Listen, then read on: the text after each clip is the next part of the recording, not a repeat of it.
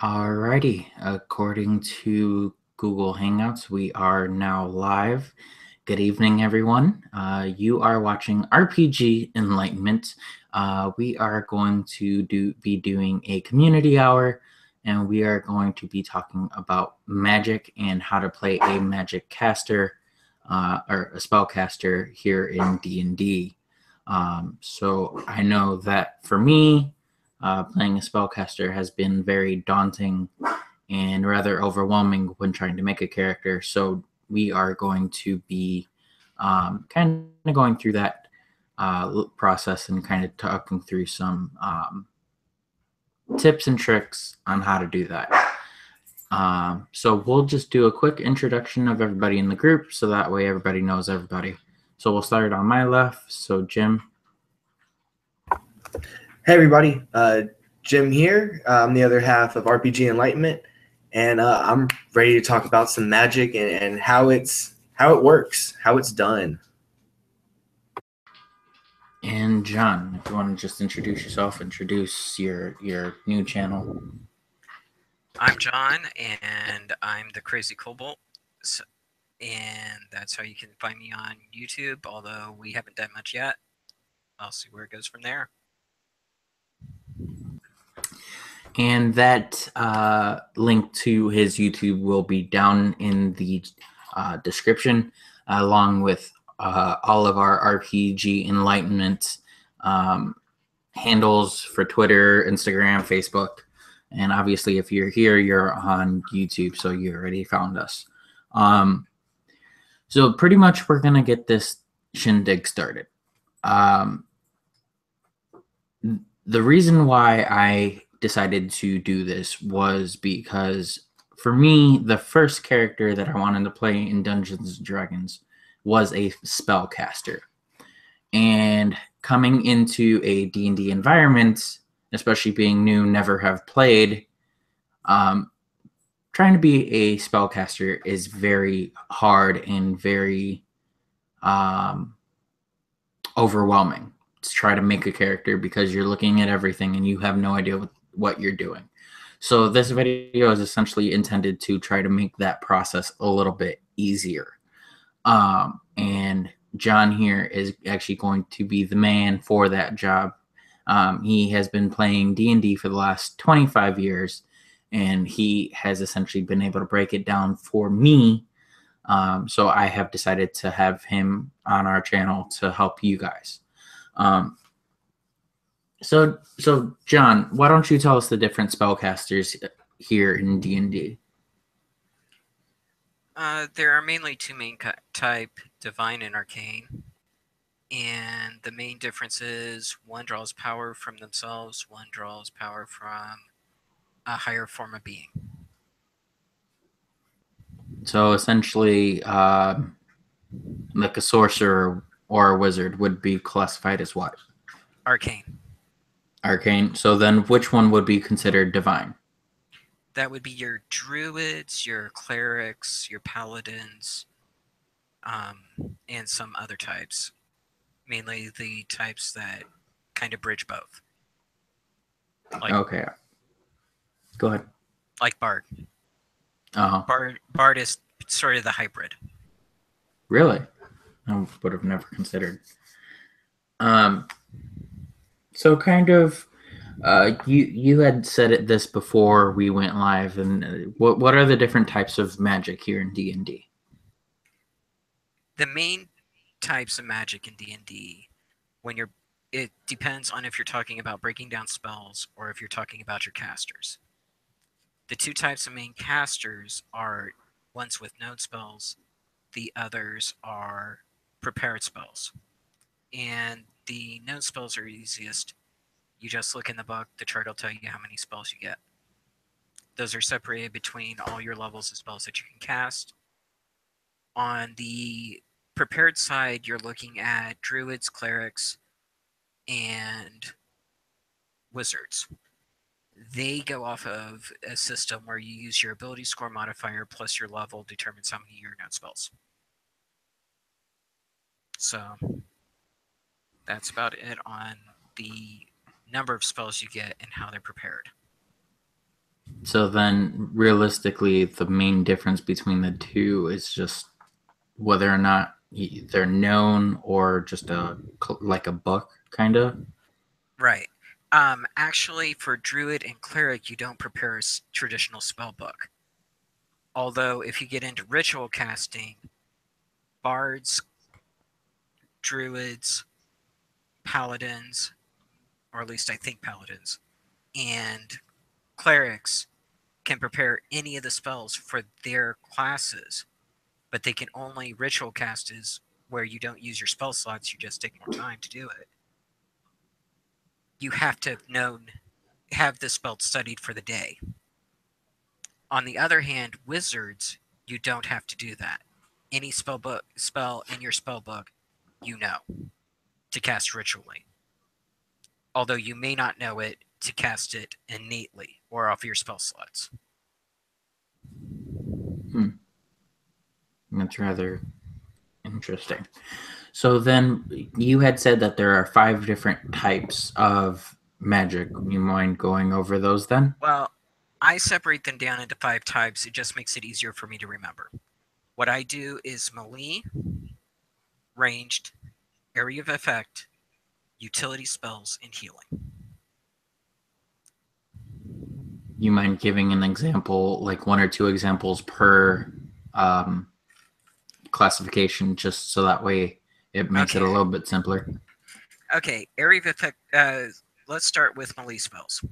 Melee spells are your touch attack spells. The common ones that I've seen a lot of people use are Inflict Wounds, Shocking Grasp, and any of the spells that you would have to take a standard melee attack to do. Okay. And Your then ranged? Ranged spells, that would be like Ray of Frost. Your others that require an attack roll, ranged, to do your effects. That would be Ray of Frost, Firebolt, Produce Flame, any of the traditional spells that most casters will take will fit into either one of those categories. Next would be your area of effect spells. Those are the ones that you basically set down a template or count off your squares to determine the area that you affected. Anything in it gets hit with it. Most of these require save throw, and normally the save throw is for half damage. Also, you're going to find that if you're looking at damage output, melee spells are a little bit stronger on damage output, ranged is a little in between, and area effects are lower because they're hitting multiple targets.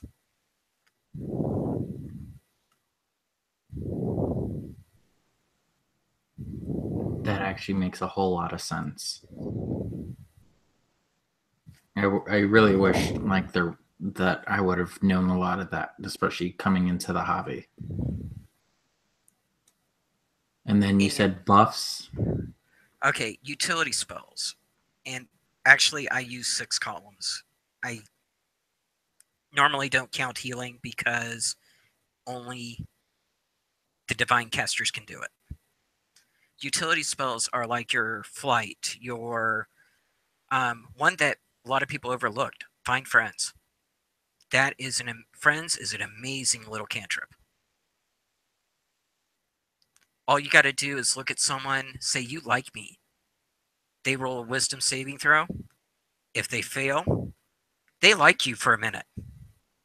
You're best buddies.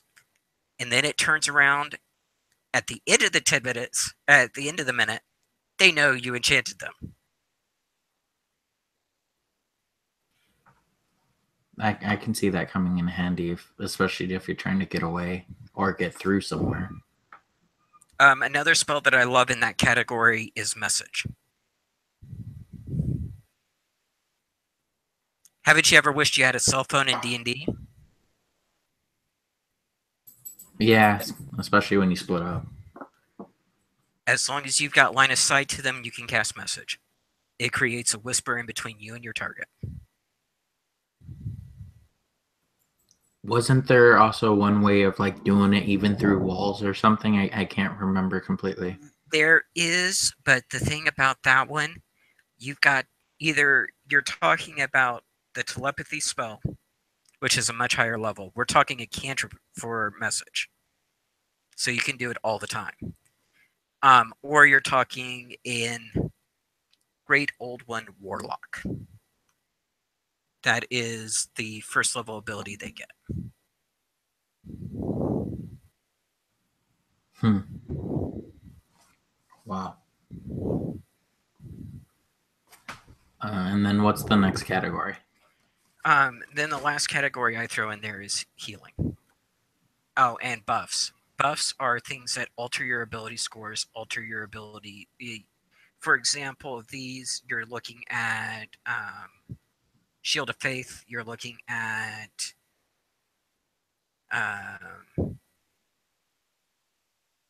your ability score modifying spells, like you're looking at Alter Self. You're looking at ability score boosts, things like that. It's generally the smallest category you're going to get. So then, if you decide you want to play, like a magic caster or a spell caster, what what would you say is the best way of like picking spells? Myself, I generally try to avoid multiplying on a single type. For example, I would not get Firebolt and Ray of Frost. They're covering the same things that you're wanting to cover. Granted, they're different elements, but it's still a ranged attack. Now, doesn't Ray of Frost also have a like a underlying ability? Doesn't it also do Yeah, something else besides yeah. damage?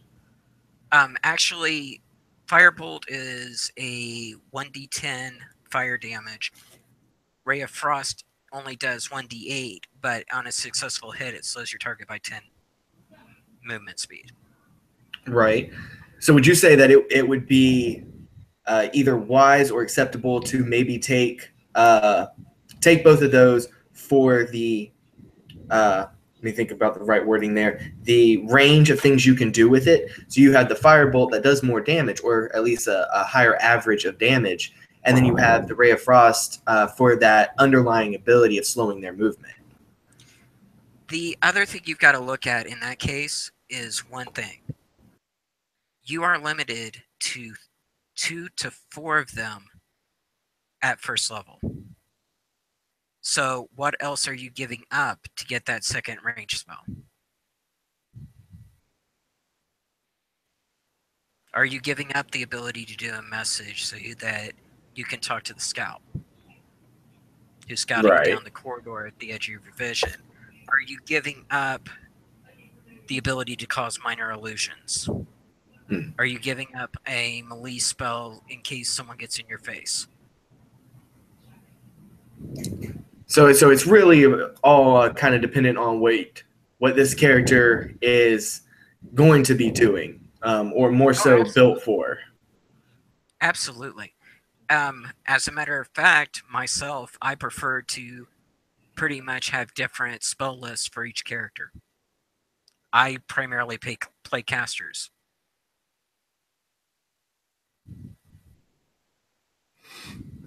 So then, do you pick your spells and whatnot based on how you envision your character like actually being Absolutely. in that world? Absolutely. For example, I've played a bard that relied primarily on illusions and vicious mockery, which vicious mockery is probably arguably one of the best spells in cantrips in the game, although it is the lowest damage dealing cantrip in the game.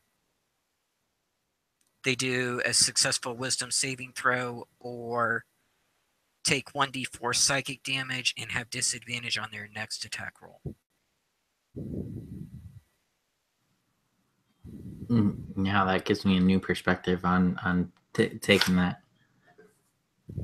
because I've actually had the opportunity to take it, but I took more damage over something like that. Granted, it was for a one shot, so it didn't damage kind of made a little bit more sense. But yeah, The other vicious thing I loved mockery. about it was the way that I roleplay it. You're whispering to them over a ranged area something you've perceived from them that triggers their worst nightmares. So could you imagine what roleplay fun you could have with that? Just be like your mom and have them fail, and then just have all those flashbacks coming back. For one group, I nearly got hit by a spear. I'm playing a gnome bard, and she's called Pinky. The reason she's called Pinky is she has pink hair, and she's a rock bard. Literally, think of the musician Pink. That's where I got the idea from. One of the things that I kept doing is, did your mama teach you how to throw? After she got a near miss, and at that, I looked at the DM. Can I describe what he sees? He remembers him trying to first learn to use a spear and all the other kids teasing him.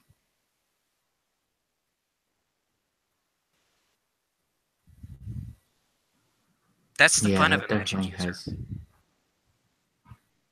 Hmm? that has a lot of application to it.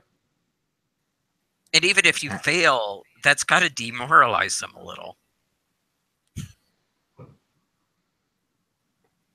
I mean, yeah, it's kind of like it still bothers you, but you kind of like get a handle on yourself, even on a fail. The other spell that I absolutely love, and I wish they would have made it just a flat spell, and I do this in all my games, are the 3 minor magic spells. That would be Prestidigitation, that is your, I'm not even sure how to pronounce the clerical version, Thaumaturgy, and your Druidcraft. Everyone overlooks this, but they are absolutely utility spells. They specifically say in them that they can perform minor effects, and then it gives a list. I'm a merciful DM. When I run, you can do all of the effects on all 3. Basically, if you aren't causing a saving throw, causing damage, or causing some sort of harm, I'll let you get away with almost anything that can be done in a 1-foot cube. Whether you're shaping water into something cool, like I've seen and creating a rose out of water by turning it to ice. Um, when I was in 2nd edition, I would use the cantrip Prestidigitation that caused things to be temporarily cleaned. I would clean the entire bar for my keep just by waving my little hand. It does its own thing. You got wet wood? You can start a small fire. Not a problem. You can create minor sounds. You can meet that are not specific. You can't do anything that's specifically another cantrip, like minor illusion. But it's just a great utility piece.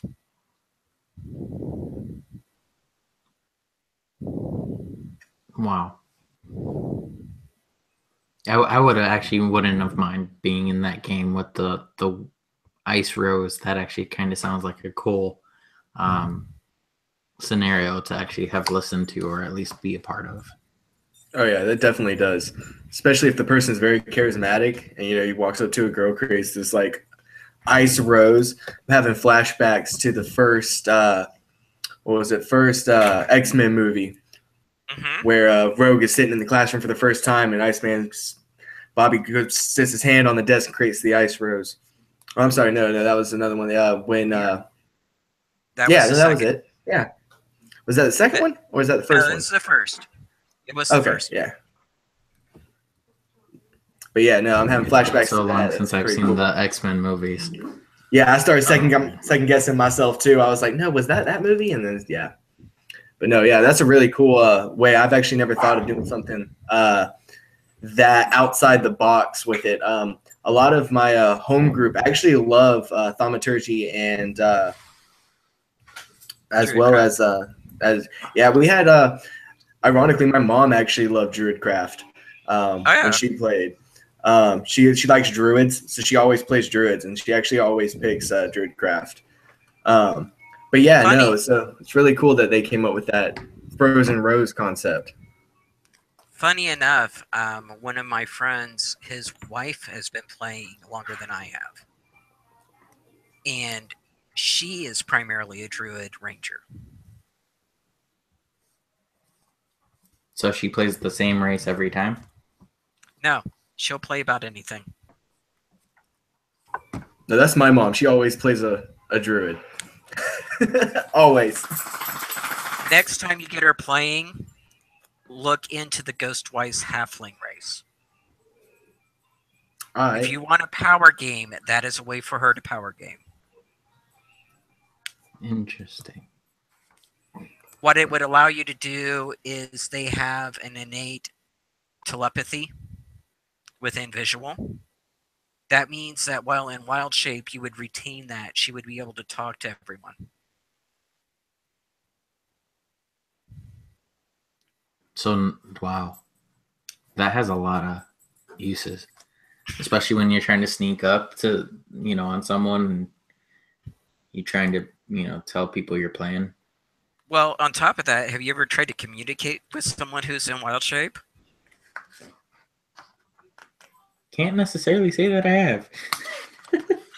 Yes, and it was a dancing bear. Boy, what you wouldn't give for a message, Phil. Yeah. Wow.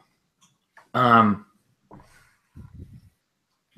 So, what would you say is like the one or two things that anybody who was considering playing a spellcaster to consider before choosing that as their you know Well, I would tell everyone I started off with the magic user myself. I played in the original D&D box set in AD&D Wizards. So you can do anything you want with them. But the bigger thing that I would tell anyone is you've got to make sure that you get your AC up, especially on ones that do not wear armor, and only focus on what you know you're going to use. Do not worry about memorizing every spell in the book because you aren't going to use every spell in the book. Take what you need and go. Also, one other thing that I absolutely discourage people from getting, and most people will be shocked at this, do not buy the spell cards, make your own. By writing it out over and over again or a couple of times, you're going to memorize it better than reading it off of those cards while you're at the gaming table. And now you're shuffling through all those cards, trying to find the spell you want rather than focusing on the game. There's a difference pulling it out for your mechanics, but if you're sacrificing your roleplay for it, you're missing the point of the game. At the end of the day, we're only trying to have fun. There are mechanics behind it, but as long as you're having fun, it doesn't really matter.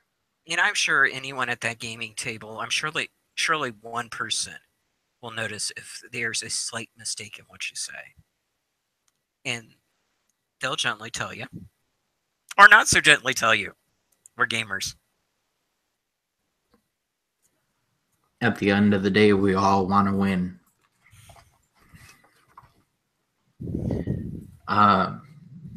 But yeah, I've actually just been playing with just the spell chapter of the D&D handbook, and there are 82 pages of spells. and like descriptions and stuff. So it's a lot. Like he said, take what you need and go. But I mean, imagine trying to memorize 82 pages of spells.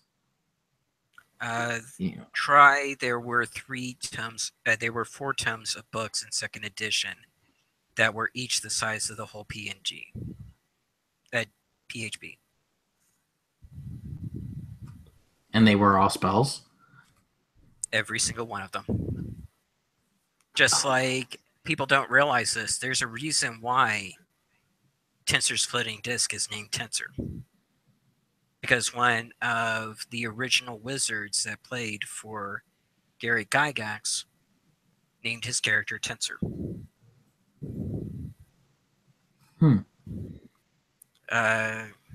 Mordecane is the same way.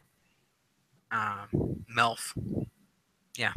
They're all original characters that their spells became so popular, their name got attached to it. Talk about living forever. You live forever through the spells that you ended up making. That's crazy. So what would you say is the most popular cantrip? For what class? That's true. Well, I'd kind of say across the board, because I think most spellcasters have about the same cantrips. It depends on which line you go with, arcane or divine. I will tell you one that so many people completely overlook that I absolutely adore, and I've even taken feats to get just this cantrip, and that is guidance. Is that like clairvoyance? Even weirder. What if I told you you can cast this on yourself when you're about to do a skill check and add 1d4 to your roll? That can possibly help quite a bit. Let's say you're about to go up to a door that you know is trapped. There's a spell called Resistance. Resistance gives you plus 1d4 on a save. Those are both Cleric, Druid, and I believe Bard. I would have to double check the list on Bard, though. Which one was it? That is Resistance. Resistance isn't on Bard as far as a cantrip. Or at least from the basic player handbook. Yeah, it probably is not. When I normally play Bard, I normally dabble in other classes as well. Yeah. So you multi-class. I have.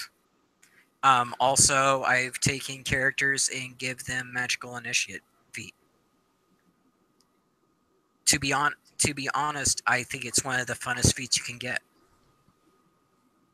Pick a class. Would you mind explaining the Pick spell? a class. Play 2 cantrips. You can cast those 2 cantrips at your character level, not your class level. Also, you can cast 1 first level spell of your choice when you take it, and it will cast as if you're a first level caster casting that spell once per day.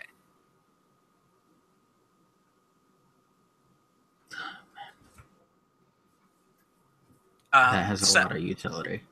Some that the uses that I've used it with is I've used it with an Arcane Trickster. I took Wizard. I gave him his Mage Hand. And one spell that everyone overlooks that I absolutely love for an Arcane Trickster. The cantrip True Strike. I think I've chosen that once or twice. Hmm? I think I've actually used that one once or twice. Do you realize why it's so great for an Arcane Trickster? As a matter of fact, I think that's actually when I picked it was when I was playing an Arcane Trickster. Because that automatically gives you your sneak attack. because you have advantage.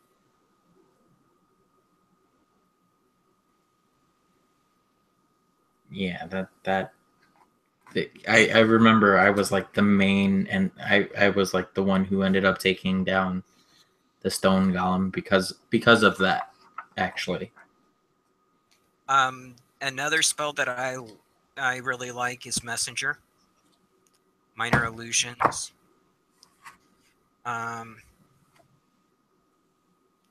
Produce Flame is amazing. I like Produce Flame over any of the other damaging cantrips.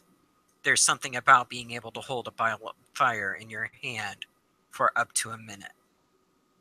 You can use it as a light source.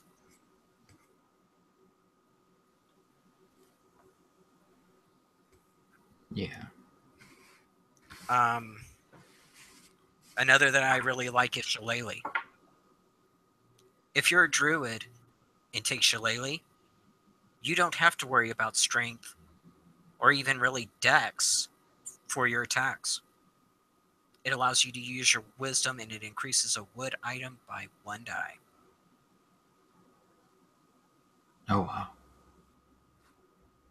So now your wisdom 16 or 18 is now your attack value for that melee attack.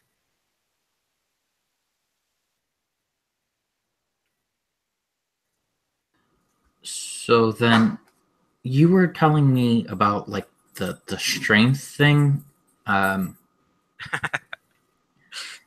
That completely confused you when I told you that.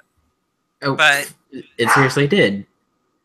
okay, most players don't realize how offset the ability scores in D&D are.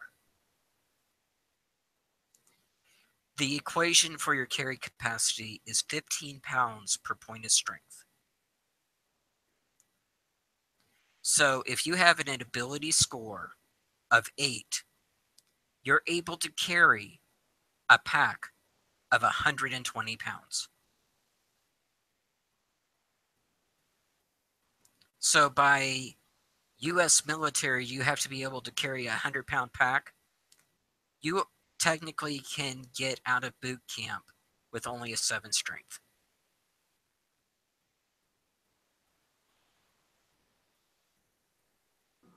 So then, realistically, having a high strength technically is unrealistic. All of the ability scores are that way.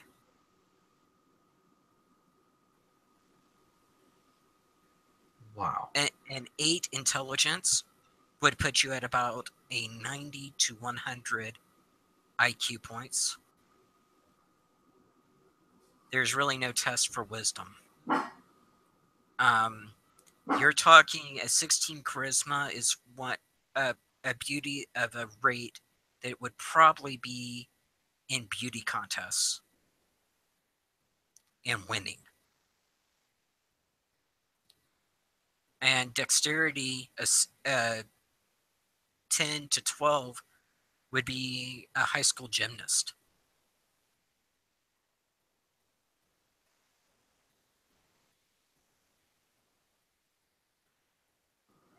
When it comes down to it, when it comes down to it, playing any of these characters, you really are taking yourself out of reality when you look at it like that. Because being able to do, essentially, if you equate it to reality, If you have a it's 20 extreme. if you have a 20 strength in D&D, I did some basic math. For example, and I didn't do 20. Give me a second and I'll pull up the calculation. But it I think you should did be like 17 or 18.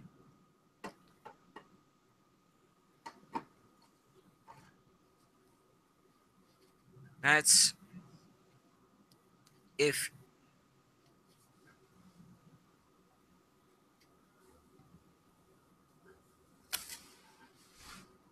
okay, deadlifting. If you had an 18 strength, you can deadlift a quarter of a ton. Damn. So that's what, 500 pounds Mhm. as a deadlift with an 18 strength. That is Because the way the nuts. math works, for every point you put into strength for deadlifting, which is just lifting it up over your head, not trying to carry it or anything, it is 30 times your modifier, 30 times your point value. That is crazy. All right, slightly getting off topic, but I wanted that on record because I want to be able to actually take time to mull over that.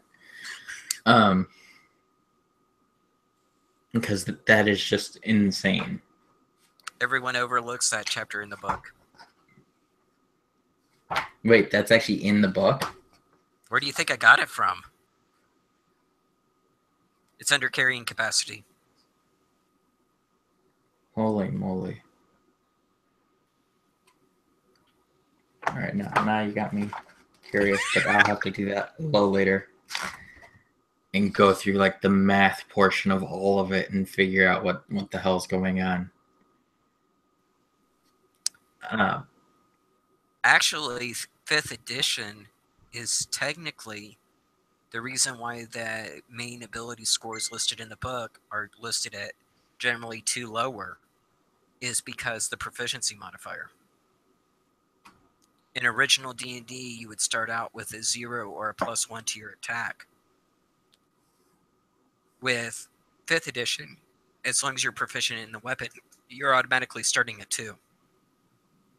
So your proficiency modifier cancels out needing to have a higher ability score. So if you're comparing 2 first level characters, one from Pathfinder and one from D&D, because everyone refers to 3.5 now as Pathfinder, you would actually have a stronger fighting character with the D&D 5e character than you would the Pathfinder. And that's just starting out. Yeah. Well, the numbers will change on both sides because D&D 5e is a fixed target number system. Pathfinder keeps going up. So after first level, you can't really do the comparison anymore, but you get the idea.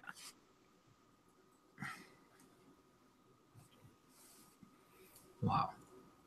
Jim, did you have any questions or comments or anything that you wanted to bring up? You've been a little quiet today, which is unusual. Oh no, I'm just here for the learning opportunity. I'm just kind of checking on some different stuff, running our social medias and stuff. While y'all are kind of talking, but no, that is pretty crazy. I was also looking that up uh, on in my book about the carrying capacity because that is pretty crazy. Because I've seen it before, but I've never actually done the math for it. It doesn't come up, or at least not in any of the games I've played. It doesn't really come up. So even though I've seen it, I've never done the math for it.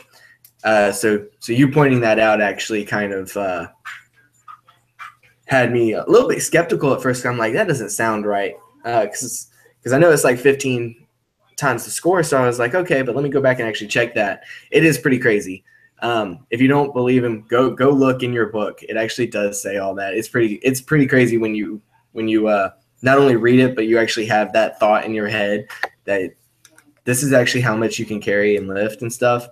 It's pretty outrageous. So yeah, I'm just kind of sitting here listening to y'all, checking out some kind of spells, and looking at some different things. Maybe in a little bit, once we cover some more basics, I'll bring some of that stuff up.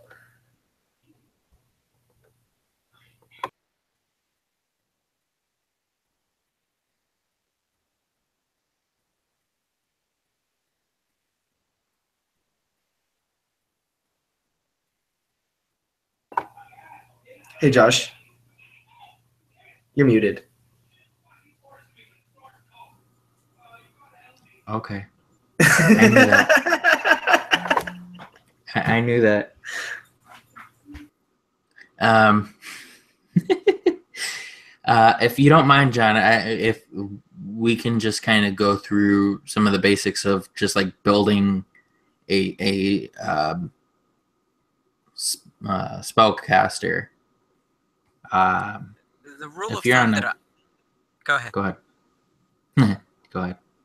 The rule of thumb I have on any character is a good D&D character really needs two things. On when it comes to ability scores, defense abilities, things like that. You have to come up with a way to get a +4 to +5 attack and a 14 to 15 AC. It doesn't matter how you crunch the numbers to do that. That is the main thing you need to look at.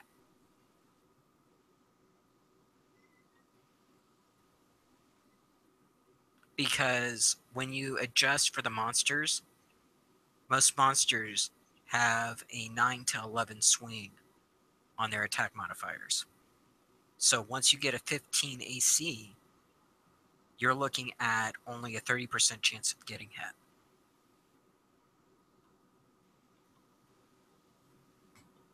Really? Yep. That is crazy. So just as long as you have about a 15 AC, Which you're for a, only down. which for a wizard would be casting your mage armor and having a 2 dex modifier. Or if you Till you really go want to up get... against that ancient dragon, though, and then you just run. Well, by that point, you better have better defensive spells and magic items.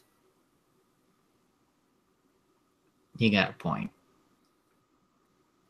Unless, of course, it's free. What is it? Free roam Well, world where you well, can the run thing into anything. Sandbox. Oh yeah, sandbox. the thing about that is really when you're dealing with those dragons and the bigger monsters, all you're getting is a slightly better attack roll. And by that time, you're going to get a better attack roll because your proficiency modifiers went up. Or you're going to get things like from the rogue where you're able to have the damage, or barbarian where he goes into rage and has the damage, or you're able to cast blade ward on yourself and drop half the damage. It's all in manipulating the numbers.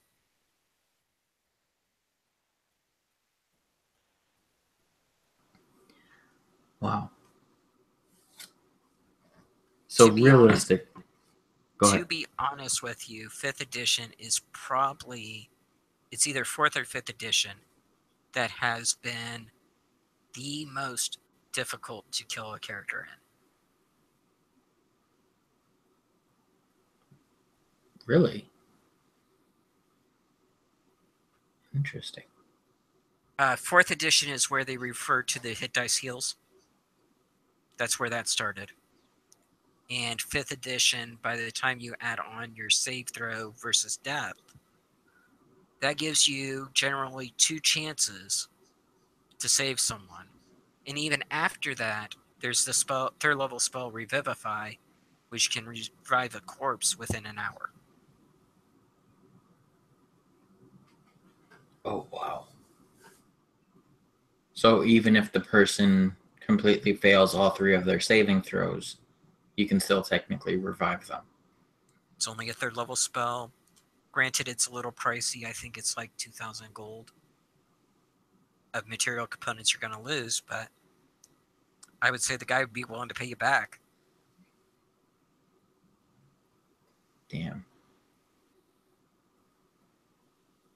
Honestly, this is probably the hardest edition to kill people in the game since it started.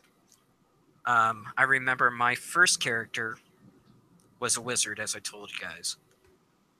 He got 1 first level spell a day when he was first level. I kind of lucked out because I saw the value of dexterity, so I was able to use a sling staff pretty effectively. But after you cast your first level spell, you were done for the day. That was it.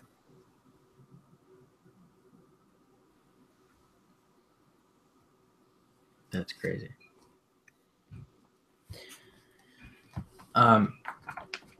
So then, obviously, as you said, the mechanics aren't that difficult. But for someone who is just kind of either considering starting playing D&D or their first time, what type of magic user should they want to be a magic user? Would you suggest is the easiest to kind of work with? As I tell people when they start, you create the idea, let us build the character, and go from there. If I was going to give anyone anything, though, honestly, I would go with barbarian or a traditional fighter. If they're completely new to gaming, you've got to give them time to get used to role playing before they deal with extra mechanics. All right, let's just say for the sake of argument that you have the hard head like me who refused to listen to reason and wanted to play a magic user starting off, because realistically that's exactly how it happened. And that happened to me too. What would you say is the easiest spellcaster to kind of learn and figure out? Honestly, in that situation, I would go with Warlock. It is the least like the other casters, but it is the best to learn on. You've got a known spells list, you've got slots. Those slots automatically come out at your highest caster level unless you tell them otherwise. You're going to be casting maybe 2-3 spells, then you're down to cantrips, and you just let it go. Or even funnier, I love to give Magical Initiate to a fighter and have them go Eldritch Knight. The one that I would definitely avoid, though, is I would avoid anything like a Bard, where you're manipulating things. Because that requires a lot of finesse on what you can get away with on manipulating a spell.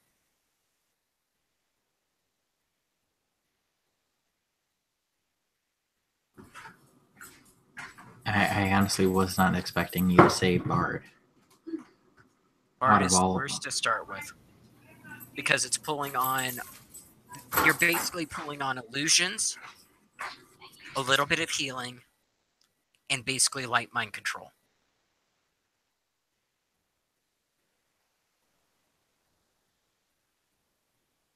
Yeah, if you don't mind, if you'd go into a little bit more detail on why you would say that, why you would say a bard for that instead of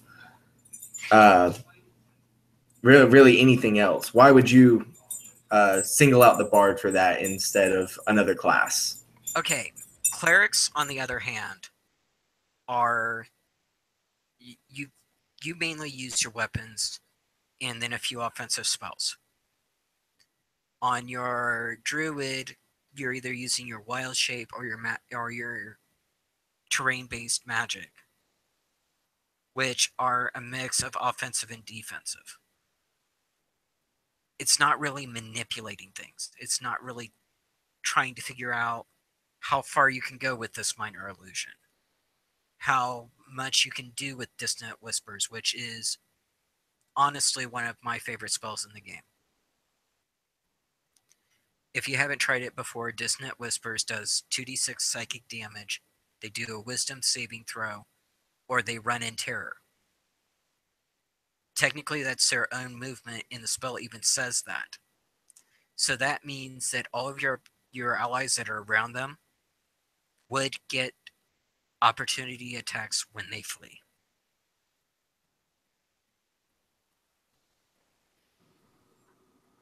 So essentially, every time they run past them, like if it's me, you, and Jim, if the guy's running past all three of us,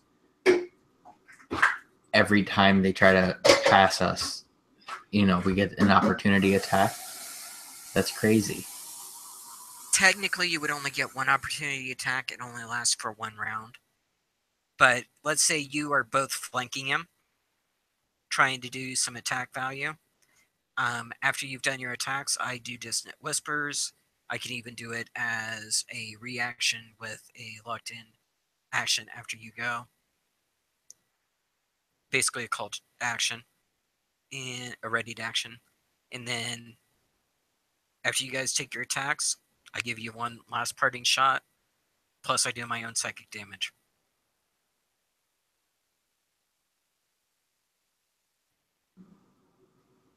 Talk about killing things quickly.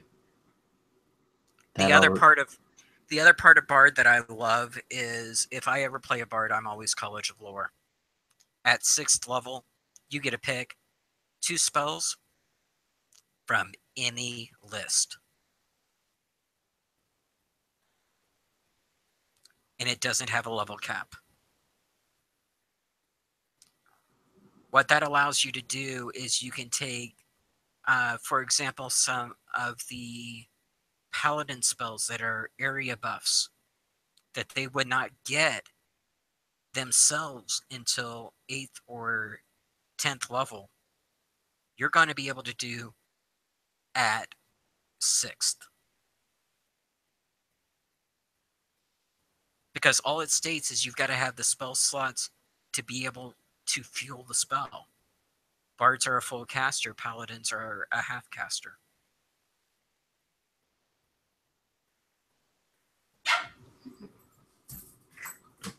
Wow. I now that really makes me want to play a bard.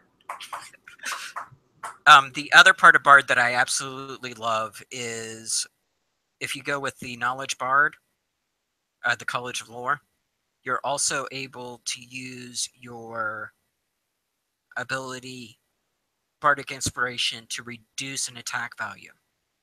What that'll allow you to do is after your DM says it's a hit, and he rolled a 21, but it's not a crit, if your party member has an 18 AC, you can use a Bardic Inspiration, have them roll your Bard Inspiration die, and add it to their AC after it has been called. And it specifically does state after confirmation, but before resolution.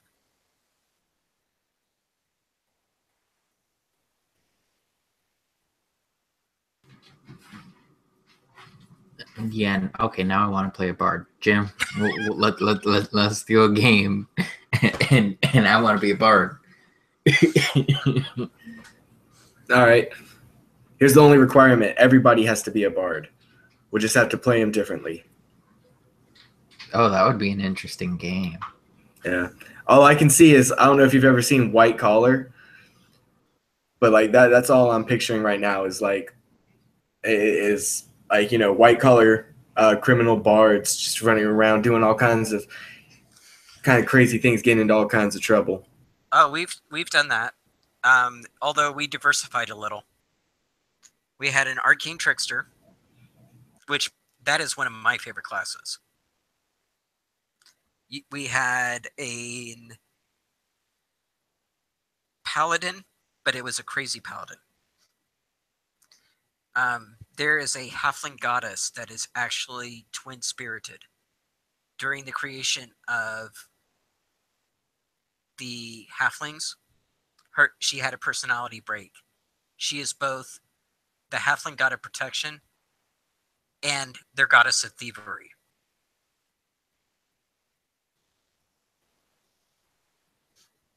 Yeah, you got to have somebody to protect you while you're stealing stuff. Mm-hmm. Then we had an illusionist,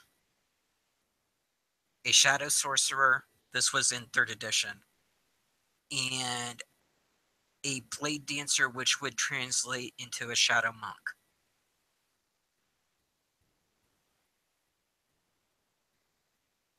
We were stealing things left and right.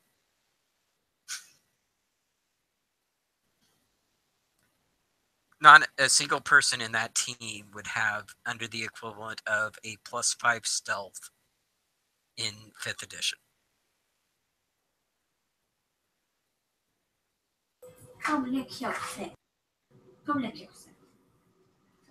Wow. This The is one that would overwhelming, probably and we're not even playing.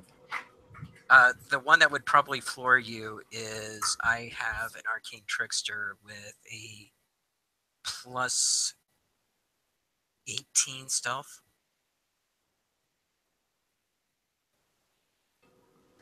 Did I hear that right? +18 stealth? Yeah. He's 12th level. He has a pair of boots of Elvenkind that gives him a 5 boost to his stealth. And he took it for his double proficiency. The proficiency modifier alone is +8. Then you add on, he has an 18 and 20 dex.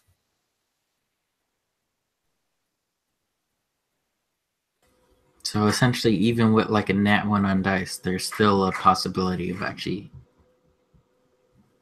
doing some stuff. Not in my game.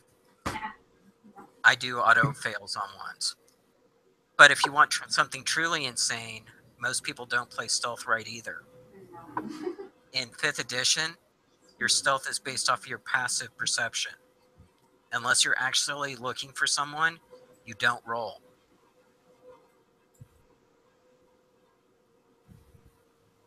So like to go through like a temple or something quietly, you don't necessarily have to roll a stealth. No. In order for someone to perceive you, they cannot roll. They get their passive perception, which is taking 10 plus their wisdom modifier plus proficiency bonus if they're proficient.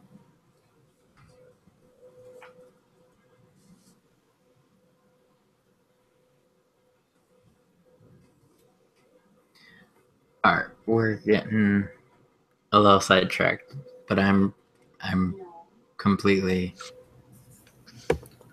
just floored. To kind of, like you say, we're kind of getting a little bit off topic, going on to all these other things, which are all very interesting. Don't get me wrong about that. But something I did want to kind of talk to you about and get your insight on, get that knowledge, that enlightenment. There's a couple of different, what are they called? I guess areas of effect, but they're you got with like spells, you have things that travel in a straight line, then a cone, then a cube, a sphere, and a cylinder. And then you also have this term, a point of origin. I was wondering if you'd go into those and tell us a little bit about those. Okay, the easiest part about that is what you're going to do for a cone. You're going to count out, you're going to divide your totals by 5. Because that'll give you your square total if you're using a play mat. If you aren't using a play mat, it can still be 15 feet. It doesn't matter. It'll still be 3 characters. For example, if you use Burning Hand comes out from your origin point, out 3 squares, and over 3 squares. Anything in it has to do the saving throw. That's if the point of origin's on you, which is going to be any cones and generally any lines. Most of the squares are based off of you as well, but that's not an automatic given. But just remember, anytime you're using an area of effect spell, unless you have a way to protect your allies, everyone caught in it feels the effect. Mm-hmm. Sticking on that cone part, so to make it, because you said that it goes out 3, and then it goes over 3, correct? Mm-hmm. All right. Now, is it so to on, like, if you're using a grid, is it going to be that square directly in front of your character is 1, like Yes. 1 square, or Yes. is it okay? And then it'll just increase to what, 2 squares, 3 squares going out? How does that work? Unfortunately, most of my games I do theater of the mind. just Right. because I'm old school. I was playing D&D before there were maps and minis. But the easiest way to do it is from the square you're going from and off your base. You are going to do basically 3 going in one direction from you and 3 going out. Or you can do the one in front of you, 2 tiles, and then 3 tiles. But if you're running this at a home game, I generally make templates for all my spells if they want to use a map. There's nothing easier than picking up the character, tossing down the template, and they can see exactly where they can hit. Right. Yeah, I've seen that done before. A lot of what I do, even in my home games, is theater of the mind, and I think a lot of people do, just because it's kind of easier, instead of having to spend the money on terrains, or even some people like our home group we don't have a grid or a map that we could just draw on or anything like that. So we just do theater of the mind a lot. But for those people that I've watched actually play with a grid, that's what they do. I've seen they have actually all of the ones that I mentioned. When they have the cone or the straight line, the sphere, and all that, they have pre-measured templates that they just lay on the character or the point of origin, and that kind of tells them where they're going to be hitting. The other thing that you'll want to know is for especially like spells like Fireball, which is got to be every wizard's favorite spell. There is nothing saying you can't put the origin of your spell to a wall. That makes sense. If it stops from hitting your allies, it's a great method to control your blasts. The spells, generally, when I pick spell lists, I go for area of effects except for my cantrips. My cantrips, I generally will do ranged. And if it comes to the point that I'm in melee with a wizard, it's time to move away.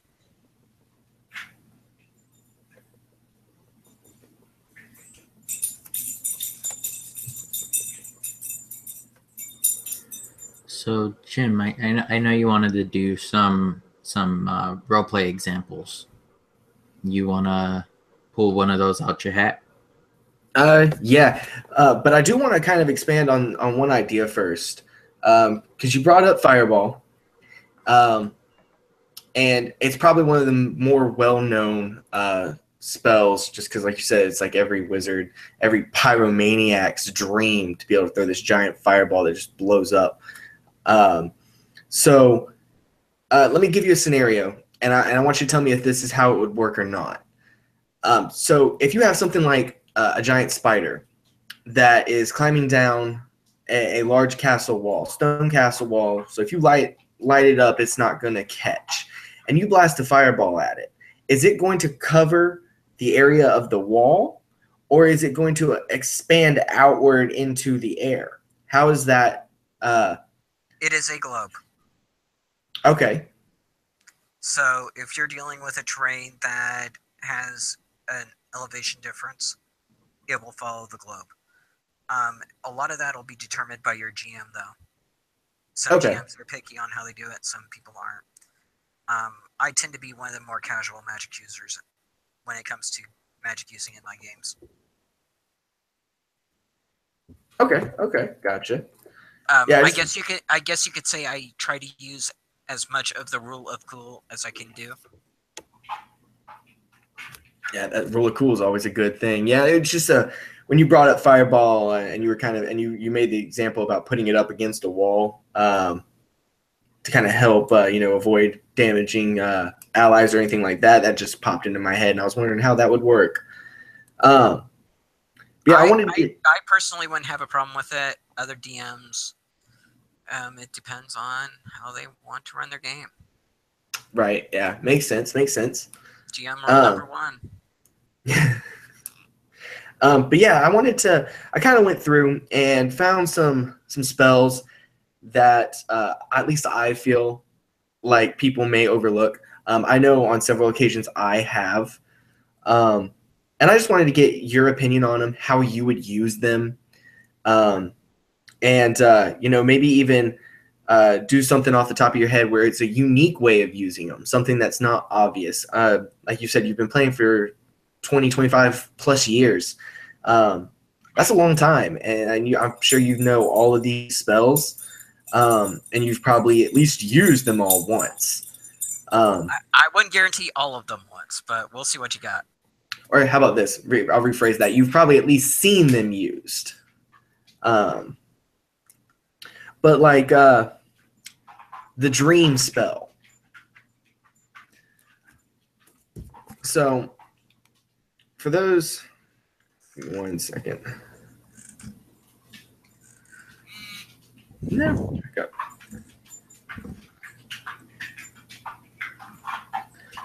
Sorry, guys, I don't have a book.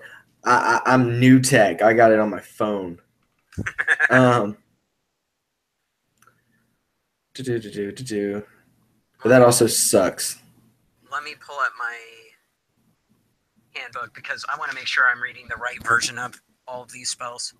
Oh yeah, most definitely. Because yeah, that's what I was. Because you're going much higher level than what I normally play at. I gotcha. Yeah, I mean,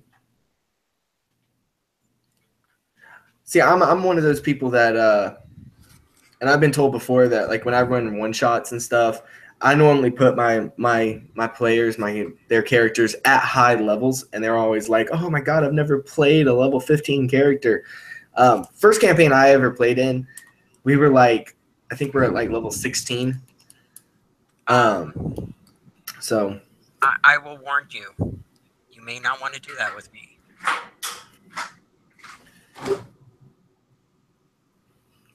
So Did I you gotta ever pull play up. Pathfinder? do what now? Did you ever play Pathfinder? I have not yet. It is on my list to play. Okay. I was just curious because their system is a lot different than 5th edition. Mm. And I had a player who was a fairly new DM. He decided that he was tired of all the conventional stuff and made one really, really bad mistake. He said, I want all of the players to be an epic level character. Make whatever you want. Use whatever race you want. If you can find an ELEC adjustment, which basically adds, it's like adding a challenge rating to a race. You get less levels, but it's a super powered race. We're talking vampires. We're talking heavy stuff out of the monster manual. One guy decided that he was going to be a necromantic lich. And I played something that I think would probably shock even your socks off. He was a dragonborn, but souped up, that had innate abilities beyond your beliefs. And on top of that, because of the classes I took, he was the equivalent of a 20th level 5th edition D&D character in casting both clerical and divine spells. Unlike in multi-classing in 5th edition, those are separate pools in Pathfinder. So I literally could cast as a 20th level character and a 20th level wizard. Right. And he played one game and gave up because he realized that he had players that knew way more about the rules than he did. I'd never seen someone so brokenhearted so quickly. It happens. It definitely happens. The thing was, when you've got a person that can do dominate once per day with no problem, it kind of gets around a lot of situations. I guess, yeah. So about that dream. Yeah. I'm going to it now. So while you're getting to that, for anybody that doesn't know what Dream is, it's a 5th level illusion spell. It's got a casting time of 1 minute. It's the duration of 8 hours. The range is special, which, as far as I know, there's not many of them like that say special. And it's going to require verbal, somatic, and material components. I'll just kind of read off a little bit. This spell shapes a creature's dreams. Choose a creature known to you as the target of the spell. I guess that's where that special comes in. The target must be on the same plane of existence as you. So it doesn't matter where they are, as long as they're on the same plane of existence. And you're going to be able to affect them with the spell as long as you know them. Creatures that don't sleep, such as elves, cannot be contacted by this spell. So Warforged, elves, anything like that, they're not going to be affected. You or a willing creature you touch enters a trance state, acting like a messenger, which I actually kind of find interesting because you could probably be an elf or at least use an elf as this, and they already are so used to that trance state. Anyway, while in this trance, the messenger is aware of his or her surroundings. Once again, going back to that elf. The messenger, but they cannot take actions or move. If the target is asleep, being the thing that you're trying to invade their dreams and shape their dreams, if they are asleep, the messenger appears in the target's dreams and can converse with the target as long as it remains asleep, though the duration of through the duration of the spell. So they can do this for 8 hours. The messenger can also shape the environment of the dream, creating landscapes, objects, and other images. The messenger can emerge from the trance at any time, ending the effect of the spell early. The target recalls the dream perfectly upon awakening. If the target is awake when you cast the spell, the messenger knows it and can either end the trance and the spell or wait for the target to fall asleep, at which point the messenger appears in the target's dream. This would be like really devastating to like have somebody on standby and then use the sleep spell on somebody, and then you're just messing people up. You can make the messenger appear monstrous and terrifying to the target. If you do, the messenger can deliver a message of no more than 10 words, and then the target must make a wisdom saving throw. On a failed save, echoes of the phantasmal monstrosity spawn a nightmare that lasts the duration of the target's sleep and prevents the target from gaining any benefits from that rest. In addition, when the target wakes up, it takes 3d6 psychic damage. If you have a body part, lock of hair, wait a minute, body part? You're just carrying around somebody's foot to use this spell? Clip from a nail or similar portion of the target's body, the target makes the saving throw at disadvantage. So this is like a voodoo spell right here. Now, I know that like that last little section, you're like, okay, cool. So you're gonna like stop them from gaining any benefits from sleep, and you're gonna do some damage to them and all that good stuff.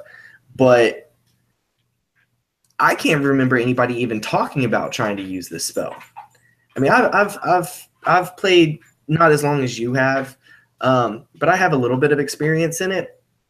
And to me, I feel this is more of a DM spell. Okay, right on. I can see that. Because the other part of this is it says you may take a monstrous form. Mm-hmm. It doesn't say you do. Right. So all of those dreams that seem real, a DM can be using this to have an NPC doing that.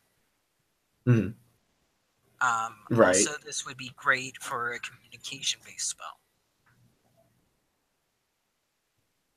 Yeah, they're taking a little bit of psychic damage, but it's nothing that a quick mend spell or a short rest can't fix.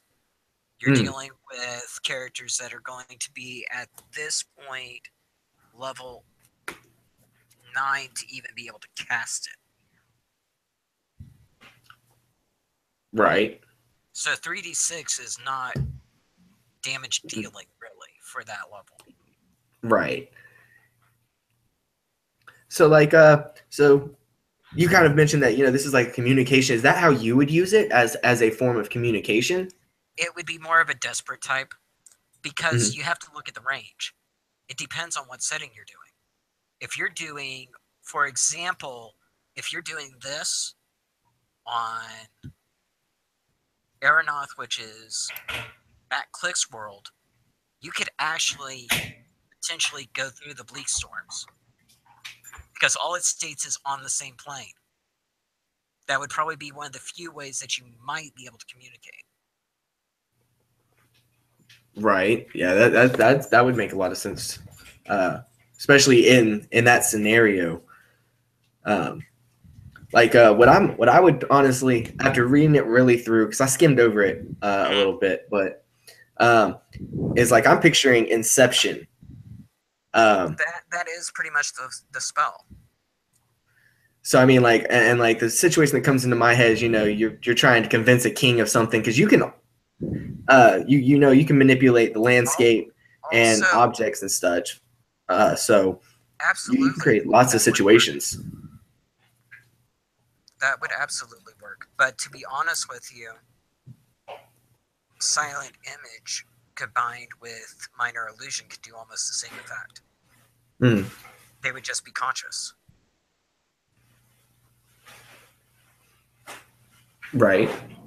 The minor illusion would create the sound. The silent image would be able to create the dimensions of the reality you're trying to perceive. Right. Now, one of the things is I'm wondering is, let me see if I can find it real quick. Because either you can enter the trance or you can touch a willing creature and they can enter the trance. For some reason, I keep picturing an elf during this because they're so used to trances. It probably also has something to do with in my current campaign, I'm playing an elf. So, see, the messenger can shape the environment of the dream. So whoever's going into this dream literally is able to manipulate it. So your example of silent image and What you would have to do in that case is you would have to talk to the person you're trying to shape the image for. mm, But one trick that I've used in a game is that is a little bit similar but not the same. Is I've used Find Familiar, using my familiar to use my senses through it. mm, But what I've done before that, to remember where I'm at, I'll take a bowl of water, use my sense of touch to create an idea of where to do this. But I'll cast Minor Illusion into the bowl because I can perceive where it's at. So now I can turn that bowl into a reflecting pool that will show what my familiar's seeing. Almost like a crystal ball, essentially, right? Or a reflecting pool, whatever you want to use. I think more people are more familiar with the crystal ball concept. I don't think a lot of people I'm recognize an the older term. generation. I've seen Yeah. shows that use that a lot. But the problem with the crystal ball is a wet sensation is easier for you to sense. That's the reason I've always used water for it. But it is an amazing tool.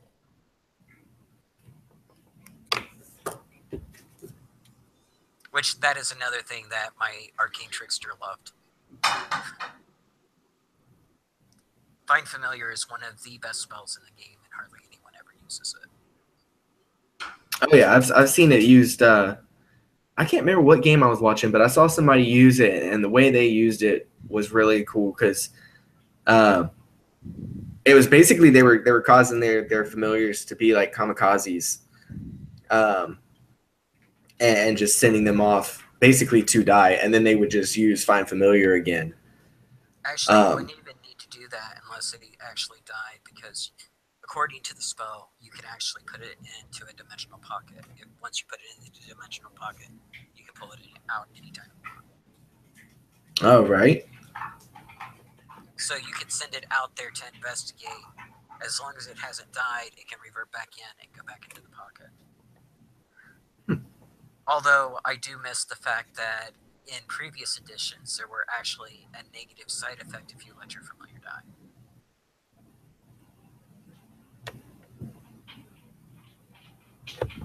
Right. I must say, I would have never known a lot of this stuff if it wasn't for this. This is just a lot. I'll have to rewatch the stream a couple times to even comprehend all of it. So what's your next spell? So the next one I kind of wanted to talk to you about is legend lore. I absolutely love that spell. Really? Although generally I'll use the little brother. What? Identify. It's basically the little brother of that spell. Okay. I gotcha. The thing I love about Identify is by being a ritual, a wizard can have it in their book, take 10 minutes to cast it, and be able to do it anytime they want without even spending a spell slot. Right. The two favorite spells that I use for my casters, oddly enough, is Magical Adept and Ritual Book. Magical Adept we talked about a minute ago. That gives you 2 cantrips in a first level spell of any caster class. And the thing about it, those are classified as known spells. So you can spend your slots on it, and it's been done through sage advice. They said that that's a legal move. Ritual Book allows you to take a ritual casting class, and you are able to basically create your own version of ritual spells in that spell book. And it could be of any class that can cast rituals. So, for example, if you chose Druid, you would get the Druid spells. If you chose Cleric, Cleric spells, and so on. Bard has their own. And then, of course, you've got the Wizard, which are the 4 classes that you can call from. But it is just a great tool to have. Right. Okay. So let me just explain legend lore to anybody that doesn't know legend lore. 5th level, just like the previous one. This is divination. It's going to have a casting time of 10 minutes, so I believe it falls into that category of ritual. No, it doesn't. Unless it has the It doesn't? Okay. So this is just... No. Okay. All right, so this is just going to take you 10 minutes to cast. It's instantaneous, so once that 10 minutes is up, you're going to... The conclusion of this spell will happen. You're using it on yourself, and you're going to need to use verbal, somatic, and material components. So you name or describe a person, place, or object. The spell brings to your mind a brief summary of the significant lore about the thing you named. The lore might consist of current tales, forgotten stories, or even secret lore that has never been widely known. If the thing you have named isn't of legendary importance, you gain no information. The more information you already have about the thing, the more precise and detailed the information you receive is. The information you learn is accurate, but may be...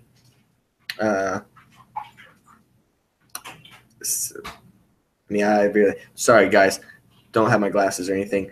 Basically, it's going to be... it may be in figurative language. For example, if you have a mysterious magic axe on hand, the spell might yield this information. Woe to the evildoer whose hand touches this axe, for even the haft slices the hand of the evil ones. Only a true child of stone, lover and beloved of Moradin, may awaken the true power of the axe, and only blah blah blah. And it's just some more mumbo jumbo in figurative languages. But so essentially, you're gonna say something You're going to describe somebody, somewhere, something, and you're going to get information off of it. The thing that I find, and that's cool, and that can come in real handy. But the thing that I'm getting stuck on, as far as why would I take this, is it has to have, what is it, legendary. It has to be of legendary importance. What I mean, I guess that falls into the GM seat, but come on, if I the identify would be way more helpful than that. So I kind of want to get your opinion on it. It depends on what you're looking for. You have to remember, first of all, you're dealing with wizard spells. Mm. So you're going to be able to swap them out. This isn't like a node spell where you're locked into it forever. So let's say you need information on the keep that you're in, which is a much better legend lore than what previous editions had. Before, you could only really use it to really understand a magic item or a magical thing. It was much closer tied to identifying than it is in this version. But you would be able to learn myths and legends of the keep. Let's say you didn't know this, but there might be an escape route, and you would know it. Or if you're talking Harry Potter, you might be able to learn that there is a room of requirement, even though you may not know where it is. This isn't something that you're going to cast on the random magic sword that you don't know what it does. Right. It's based more for getting detailed lore information for a specific reason. But then aren't you kind of going out on a limb if you, because like you're saying, the keep, well, and this kind of also goes back to the fact that it probably falls more into the GM seat to say, this has legendary importance. But if I walk into a castle or a keep or whatever it is, and like, this seems like a really cool place, and then I've never played a wizard, but I think, what is it, during a long rest you can change your spells out? Long, yeah. Okay, so okay, we're gonna take a long rest. At the end of that, I'm gonna choose legend lore and figure out what's up with this place.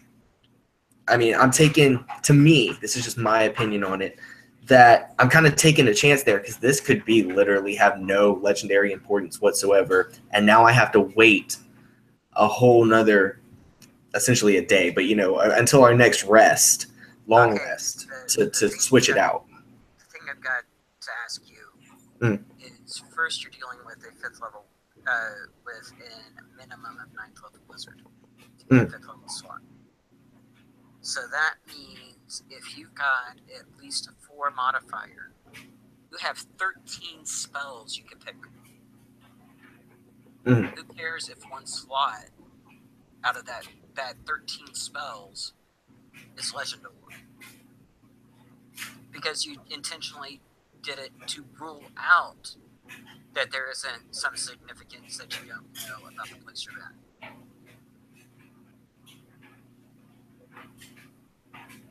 And at that, you're going to be using 1 5th level spell slot. You got plenty of spell slots, and if nothing else, you can use your arcane recovery to get those back anyway.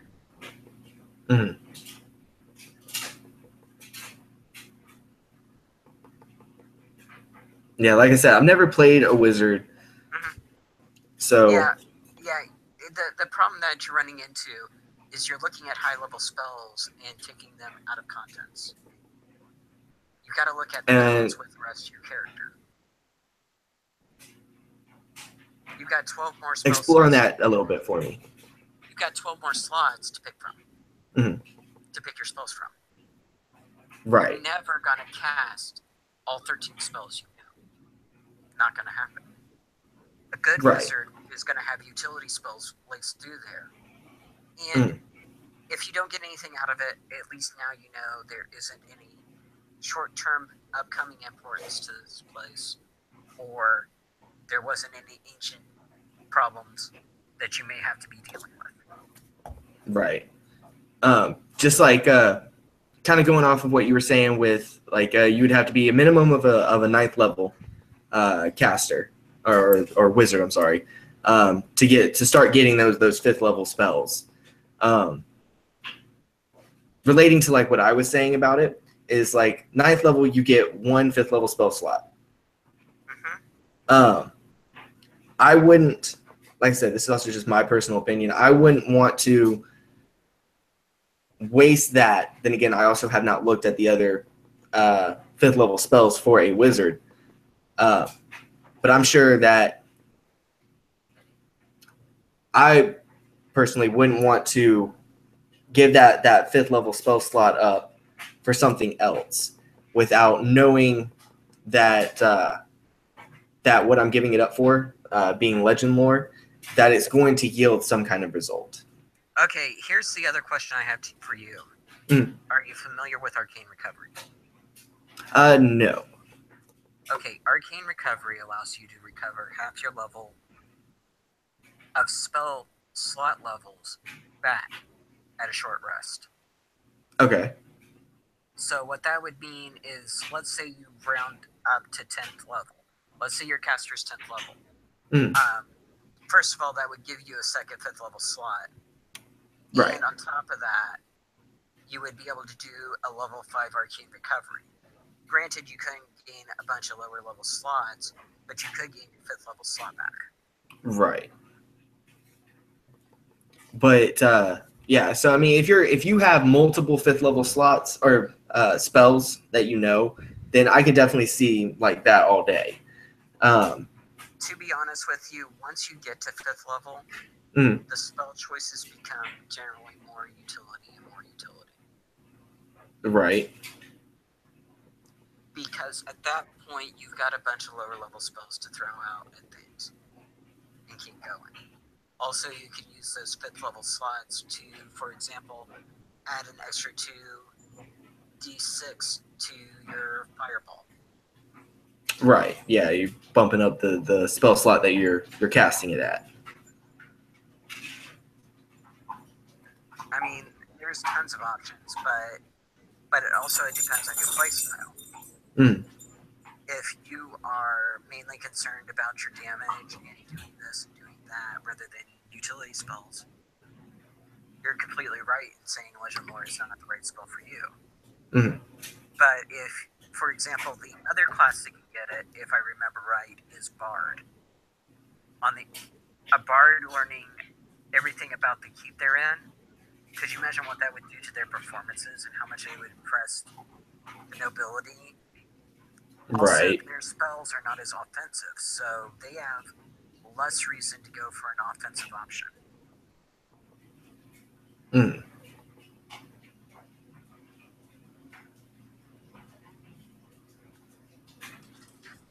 But yeah, Legend and Lore got a major improvement in this edition over the previous. Right. Okay. Well, do you know offhand like what the difference between this edition and previous editions was or previous is? editions specifically were targeting an item. Oh, okay. And also, it was primarily telling you every magical quality of that item. Right. Okay. It didn't do as much environmental backgrounds as you can do with it in this edition. Right. Yeah, because in this one you can target, I think it's an object, person, or place for it. And if you wanted to, you could even broaden it to the town or even the region you're in. Right. Yeah, I true. mean, could you imagine getting all the social culture of your entire area flash downloaded into your brain? Yeah, I mean, I see where, like, with that example, but then it kind of falls down into, like, the wording of it as being, and I went off of it, but legendary importance or implications or whatever. It has to be something legendary. And that's where I guess I'm having more issues with it. The thing about a legendary event, I'm from Indiana. And the movie Hoosiers is from Indiana. For you guys, that probably means means about nothing. But for I don't here, even know if I know that movie. but that's my point. Right. Hoosiers is about a basketball team set, I believe, in the 30s or the 40s. That is a super small school that won their state championship. Okay. To you, that may not feel legendary. Here,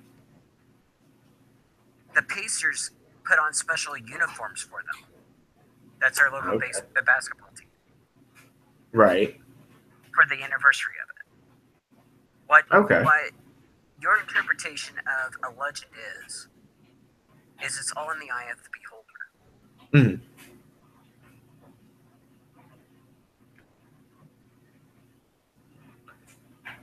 Gotcha.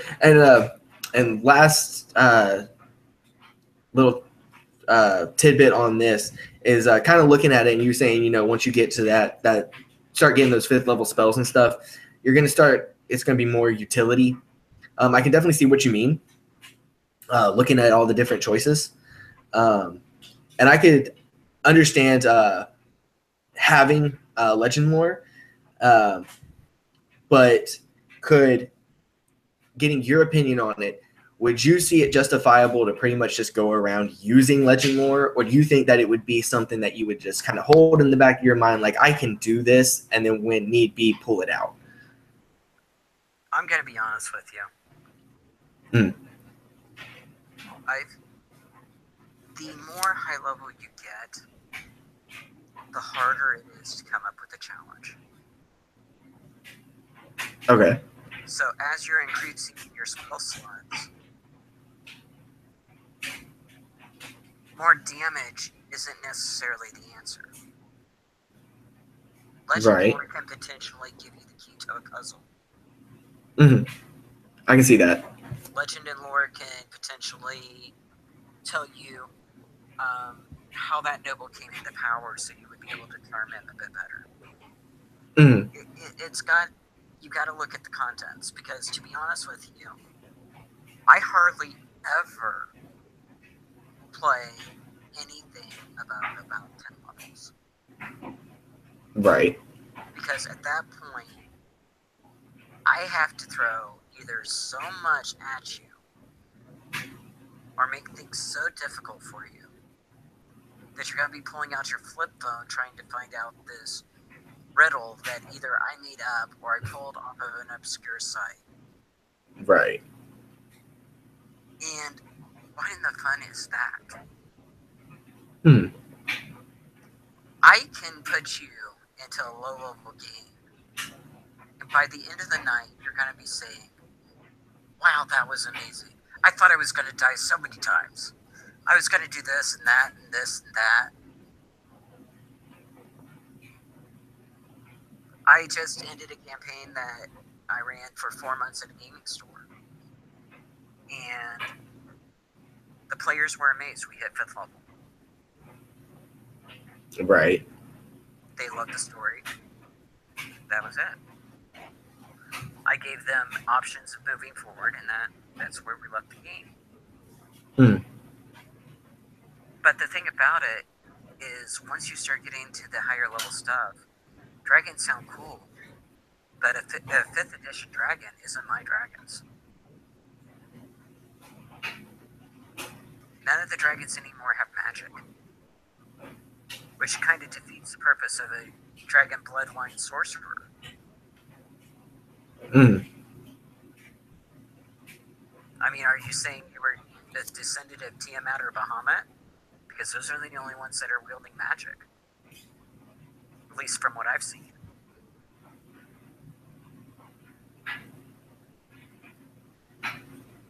They're just an overglorified clawing beast now. Right. What are you going to say, Josh?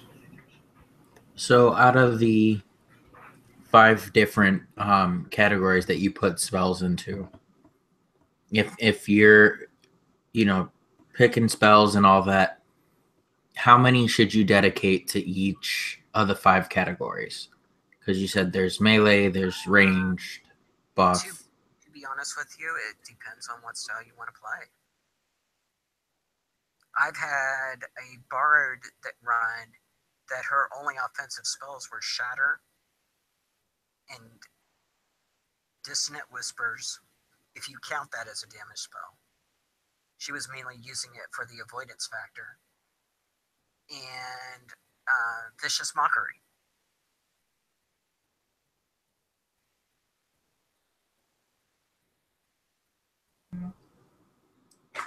Wow. So essentially, at the end of the day, just think of what you want to play, have fun with it, and pick things that you would probably be easier starting off with a blaster rather than a control character, but it depends on what you want to do. Want to have sex for a while.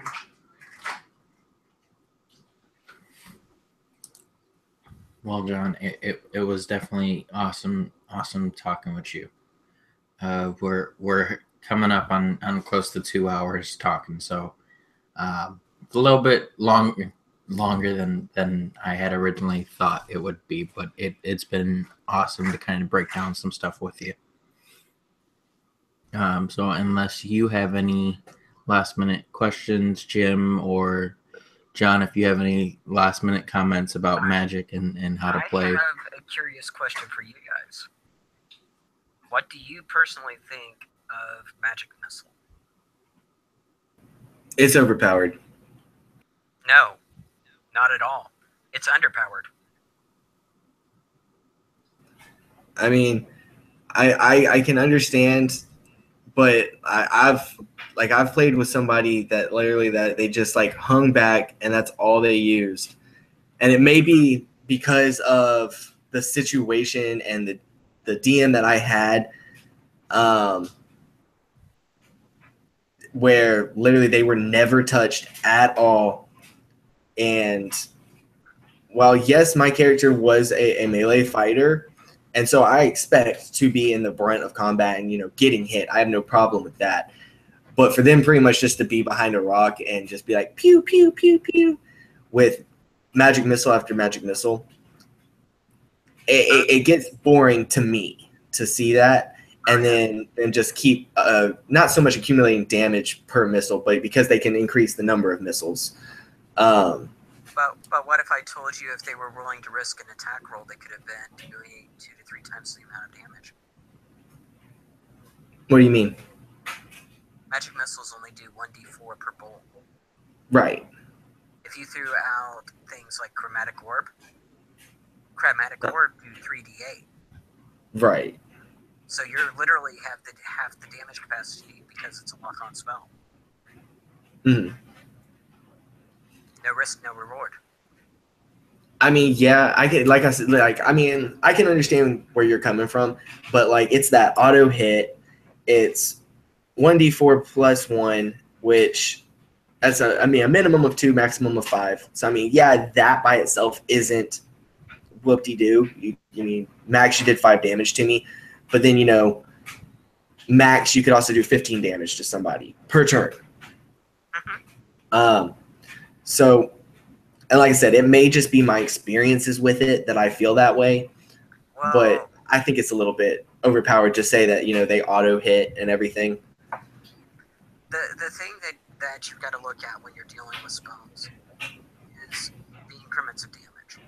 Mm-hmm. If you look in the DMG, there's actually an entire list explaining how they calculate damage for spells. And, for example, a melee spell, because you're more at risk, will do more damage. A ranged spell does significantly less. An area of effect is even a die lower than that. And then you come to Magic Missile. So I can use Burning Hands doing 3d8 to up to 6 kobolds in front of me when you're doing 4 damage with your 3d4 plus 3 with your Magic Missile.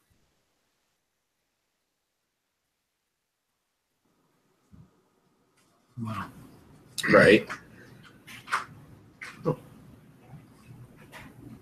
And So, Josh, what do as for me, I haven't really played with Magic Missile enough to really have too much of an opinion.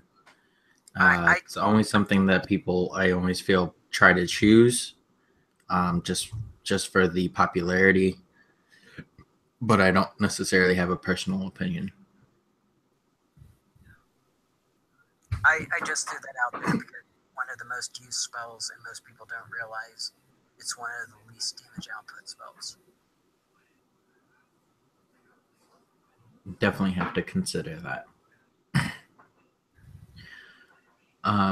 Well, John, it's been awesome talking with you, but I think I'm going to call the live stream to a close here for time purposes. So one last time, I've been your host of this event. We have been going over some magic talk, and unless anyone else has any last minute things that they want to say to everybody before we end the stream, may you always seek enlightenment, everyone.